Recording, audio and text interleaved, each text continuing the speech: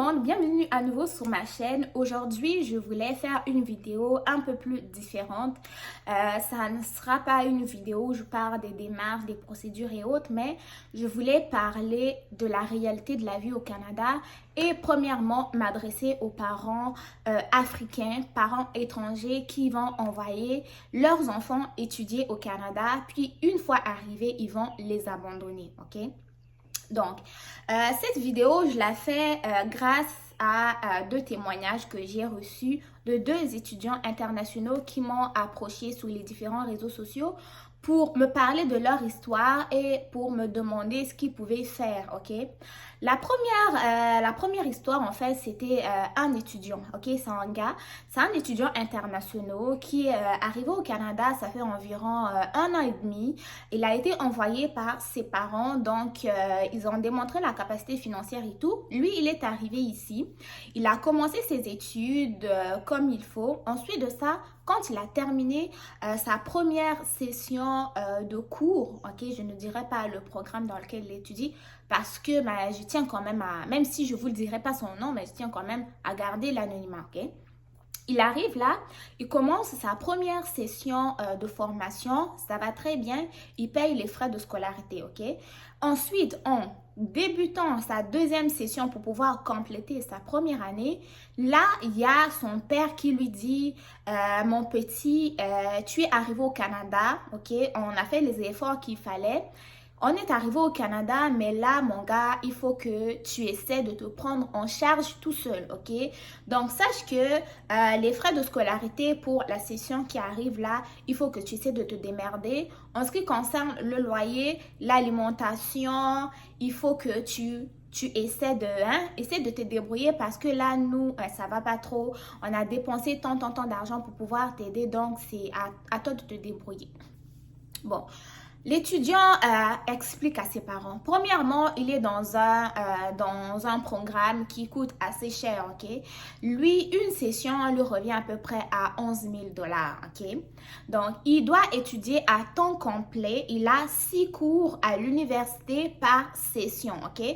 Donc, une année pour lui équivalait à 12 cours. Donc, il avait pris ses premiers 6 cours pour la première session. Ensuite, il avait d'autres 6 cours pour la deuxième session. Donc là, il explique à ses parents, il dit ceci, papa, j'ai 11 000 $ de session à payer. Ensuite de ça, déjà, le pauvre gars, il a essayé de coûter vraiment moins cher à ses parents. Il a pu bénéficier d'une chambre à la résidence de l'université, donc il payait à peu près 400 $. D'après ce qu'il m'a expliqué, 400 $ par mois. Mais quand même, il a besoin de manger malgré qu'il travaille 15 heures par semaine à côté les fins de semaine. Il est tellement dans un programme scientifique qu'il doit tout le temps en train de faire des labos, tout le temps en train de faire des travaux d'équipe. Vous connaissez pour les personnes qui sont à l'université ici au Canada, même au cégep, vous connaissez la lourdeur des travaux d'équipe. Toi, tu es dispo, ton ami n'est pas dispo, tu fais ta partie, il fait sa partie, vous mélangez vos parties, du coup, il n'y a pas de synchronisation, il faut que vous refaisiez vos parties ou soit tellement toi, tu tiens à réussir ton cours, des fois, tu vas te retaper tout le travail, le lire, le corriger, trouver des synonymes par-ci, par-là. Donc, ça lui prenait assez de temps. Déjà que c'était un étudiant qui est assez performant, qui est assez sérieux. Donc là, au moins ses dépenses mensuelles en dehors des frais de scolarité, malgré les réductions budgétaires qu'il faisait, ça lui coûtait au moins, disons, 800 $, ok? Parce qu'il avait 450 $ de loyer. Ensuite, pour l'alimentation, les frais de scolarité et tout, ça arrivait au moins à 800 $. Là, il était vraiment serré, hein? À savoir qu'il avait même un cellulaire qui n'a pas de forfait, qui n'a pas d'appel. Il fonctionnait simplement avec le Wi-Fi et il appelait ses parents sur WhatsApp, justement pour pouvoir bénéficier. Il m'a expliqué, il dit, j'ai tellement fait de réduction budgétaire que des fois, je vais à l'université, je porte le même jean pendant au moins une semaine. Je le relave, hein, des fois je le relave, des fois j'hésite même à le relaver parce que la machine à laver, il faut que je mette des sous. Puis là, j'ai comme 5 t-shirts que je ne fais que changer. Donc, j'ai vraiment essayé de réduire les frais. Mais là, il me fallait au moins les 11 000 $ pour les frais d'inscription. pour la session suivante. Et il me fallait aussi à peu près 800 $ pour un mois juste pour vivre. Là, il explique à ses parents ne veulent rien savoir. Ils disent que fais comme les autres, ok? Tu es déjà arrivé au Canada, donc tu peux disparaître. Ça, c'est les parents qui conseillent ça à leurs enfants, ok? Écoutez vraiment l'histoire. Tu es déjà arrivé au Canada, tu n'es pas obligé de continuer à étudier. Avec ton permis d'études là, tu peux travailler, chercher un travail au noir qui te dit qu'ils vont t'expulser, même si tu ne remplis pas les conditions de ton permis de travail. C'est pas grave. Nous, en tout cas, on a fait tout notre possible. On t'a envoyé au Canada, à toi de te démerder. Donc là, il essaie d'expliquer à ses parents et tout. Puis à un moment donné, là, sérieux, ok? À un moment donné, ses parents arrêtent de lui parler. Son père le bloque sur WhatsApp. Le pauvre garçon est comme, qu'est-ce que je vais faire? Là, maintenant, imaginez-vous la suite. Imaginez-vous la suite. Les étudiants, là, quand vous venez étudier, non. En tout cas, là, il y a un autre de ses amis à la même université qui va lui donner un mauvais conseil, ok? Donc, les gars, quand vous venez étudier, vraiment faites attention. Il lui dit, moi, je connais une vieille dame là. Si tu lui rends service de temps en temps, premièrement, elle peut te libérer les 11 000 là. Vous allez juste signer un contrat avec elle. Tu vas lui rendre service au moins 3 soirs par semaine. Et le reste de tes frais de scolarité, même le loyer là, tu n'es pas obligé de rester à l'université. Tu peux simplement déménager avec elle. Donc oui, pour les gens qui ne savaient pas, sachez qu'il y a des vieilles ici, des vieilles femmes qui vont faire des contrats service de nuit là, que je ne veux pas dire, si vous comprenez c'est quoi, avec des jeunes étudiants étrangers à l'université ici qui ont des problèmes d'argent. Ils vont leur rendre des services le soir pour pouvoir payer leurs frais de scolarité. Ça, quand j'ai entendu ça, j'étais choquée. J'étais choquée. Je me suis dit, pauvre jeune homme, il est venu pour étudier. Il tient tellement à finir ses études parce que s'il ne remplit pas les critères, il ne valide pas ses cours comme demandé par le permis d'études, il peut se voir refoulé, alors que oui, lui, il tient vraiment à finir ses études comme il faut et à entamer les processus d'immigration d'une façon légale. Donc là, qu'est-ce qu'il va dire? J'aimerais d'abord savoir, dites-moi dans les commentaires ce que vous aurez fait à votre place, ok? Moi, je réfléchis aussi, ok? Je me dis, je sais pas. Moi, en tout cas, j'aurais préféré être refoulée, mais quand tu es refoulée une fois, imagine un peu la honte aussi, ok? Donc, lui m'a dit, il a accepté. La vieille dame lui a donné les 11 000. Au lieu de lui donner 11 000, elle même m'a ajouté un 1 000 $. Il lui a donné 12 000, pardon. Il a payé sa session et donc jusqu'à aujourd'hui, là, il rend service à la vieille mère. Il a quitté l'université, le campus, il vit avec la vieille mère. Il dit qu'il trouve ça répugnant, mais c'est comme, c'est sa seule possibilité de pouvoir étudier comme il faut, de pouvoir demeurer au Canada parce qu'il tient vraiment à rentrer dans son pays avec son diplôme. Sinon, c'est la famille qui va dire qu'on a tout dépensé et tout, toi tu viens là, il n'y a rien, le quartier, parce qu'apparemment quand il est parti, tout le quartier était derrière lui. Donc voilà. Voilà, ok? Donc c'est un peu ça quoi. Donc jusqu'aujourd'hui là, continue ses études au calme avec la vieille mère et c'est ça. Deuxième histoire, c'est comme une histoire à peu près semblable. C'est une jeune fille, la pauvre, elle a genre 19 ans. Elle est venue étudier au Canada dans un programme aussi scientifique. En tout cas, je félicite les étudiants internationaux qui viennent étudier dans le domaine scientifique. J'adore ça, ok? On apprend tellement de choses, mais bon. Elle arrive ici à 19 ans avec le soutien de sa mère, ok? Sa mère, dans le fond, dans son pays, elle a dû... En fait, sa mère avait un champ de cacao, ok? Champ de cacao, elle a dû vendre son champ pour pouvoir démontrer la capacité financière et tout. Elle a pris d'autres...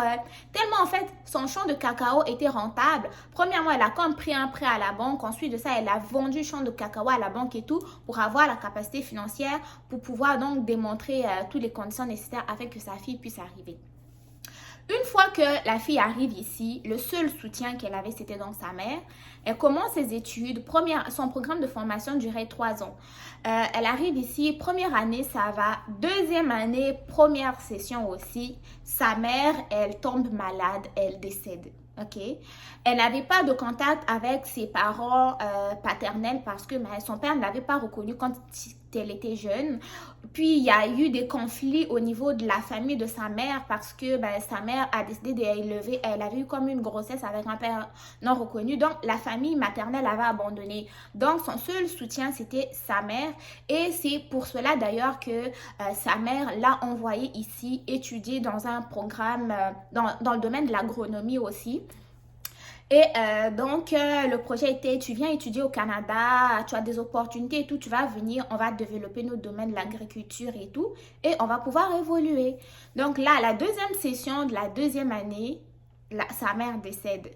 Donc, ce qui fait que sa mère, avec les prêts qu'elle avait pris à la banque, d'après ce qu'elle m'avait dit, donc il lui restait comme un peu d'argent. Du coup, elle aidait la fille chaque session. Je sais pas c'était quoi la grandeur du terrain de cacao, mais en tout cas, c'était assez rentable. Donc, elle lui envoyait des sous. Maintenant, quand sa mère est décédée là, la banque, ok, sa mère aurait apparemment fait un document où ça allait être la banque qui allait continuer à envoyer les frais à sa fille. La banque a bloqué l'argent. Pourquoi? Parce que apparemment la mère aurait fait une procuration orale et non écrite à la banque, ce qui fait qu'il n'y avait comme pas de document légal pour pouvoir reconnaître que la bénéficiaire de l'argent en question, c'était la fille. Donc là, la fille arrive là, procédure sous procédure, procédure sous procédure, procédure sous procédure. La banque ne veut pas donner l'argent.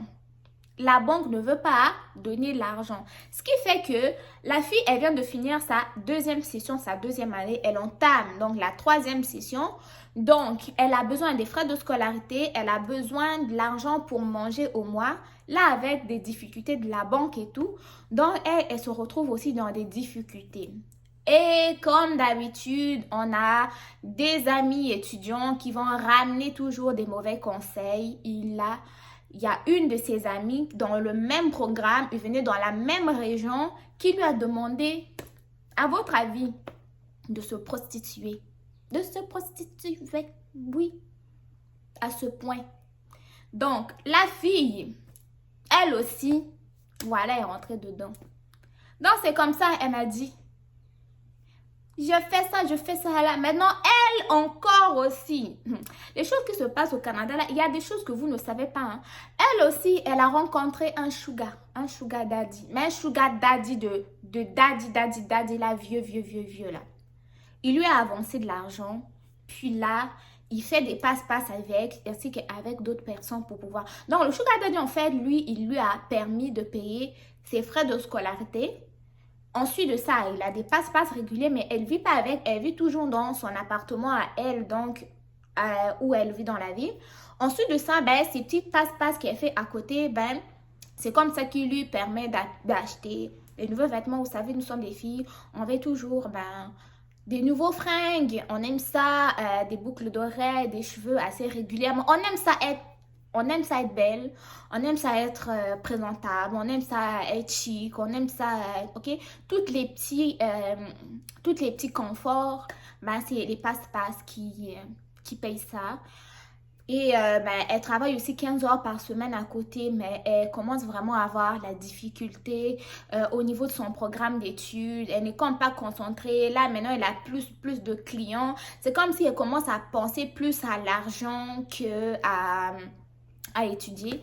Puis là, elle me demande qu'est-ce que je peux faire, quel emploi je peux faire. Puis moi, je lui dis, il y a des emplois, en fait, en plus, ton domaine d'études, tu peux trouver du travail. Sur Guichet Emploi, il y a tellement de places. Ce que tu vas faire, vu que tu as fini au moins cette session, tu travailles à temps partiel dans une épicerie, pourquoi ne pas aller postuler au moins à l'hôpital? Là, au moins, tu vas commencer à 25 $ de l'heure. C'est un peu beaucoup. Ça va t'aider quand même à payer un peu, à avoir un peu plus d'argent au lieu que tu sois payé à 15 $ de l'heure. Ensuite de ça, ce que je vais te dire, vu que tu es déjà rentré dedans, tu as déjà payé tes frais de scolarité, ton programme d'études achève. Donc, Si tu es capable d'essayer de laisser tes passe-passe que tu fais, essayer de vivre avec le minimum, tu n'es pas obligé de changer la perruque chaque année, tu n'es pas obligé de changer de tresse chaque année. Prends une perruque qui te va bien, prends soin de tes cheveux. Les mêmes vêtements que tu as ici au Québec, bon, il y en a des gens qui aiment ça les vêtements, qui aiment ça la mode comme nous autres, mais vous direz en général que ici la mode n'est pas vraiment aussi importante comme en France où on veut un sac Chanel, on aime ça un petit sac Gucci, des boucles d'oreilles de marque et tout. Tu peux avoir juste tes vêtements, ne t'occupe pas de ce que les autres ont, les autres filles sont chic et belles. Pense un peu plus à ta santé plus tard, pense un peu plus à ta réputation et surtout, pense à ta dignité encore un peu. Donc, ça, c'était des histoires que je voulais vous présenter. Donc, mais pour la première histoire, là, ça me choque. Pourquoi est-ce que tu envoies ton enfant au Canada si tu sais que c'est pour l'abandonner plus tard? Là, il va se retrouver dans des passe-passe bizarres. C'est pour tomber malade avec son diplôme. Il va revenir au pays avec un diplôme. Oui, oui, oui, j'ai eu mon diplôme du Canada. Mais 2 semaines plus tard, c'est lui qui va être malade. Il va être hospitalisé. Qu'est-ce que tu auras gagné? Comment est-ce que tu vas te sentir? Un diplôme souillé, quoi. Donc, chers parents, quand vous envoyez vos enfants au Canada, ne les envoyez pas pour une session, ne les envoyez pas. Bon, il est arrivé à l'aéroport, là, c'est fini, ok? Donc, essayez un peu de réfléchir à ça. Je voulais à tout prix vous partager cette réalité-là même. Merci de m'avoir écouté. Si vous aviez des conseils à donner à ces personnes-là, vous pouvez me les mettre dans les commentaires. Je peux toujours partager, mais ce sont des histoires qui m'ont fait de la peine. Il fallait que je vous les partage. Donc voilà, merci de m'avoir écouté. Prenez soin de vous. On se retrouve très bientôt pour une nouvelle vidéo. Bye.